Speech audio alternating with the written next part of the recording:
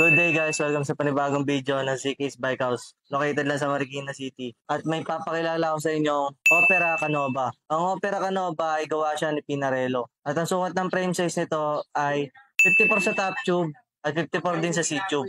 Sa crank, most links, C3. Sa FD, Campagnolo Veloz na 10 speed. Sa RD, Campagnolo Veloz na 10 speed. Sa CAGS, Campagnolo na 14 by 27 teeth na 10 speed. Sa caliper, most. Sa STI, Campagnolo Veloz na 10 speed.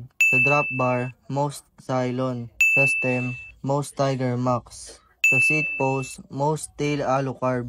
Sa saddle, Pro Logo X10. Sa wheelset, most Wild Cuff. At kung nagustuhan mo tong Opera Canova ng ZK's Bike House, available po to for only 50,000 pesos.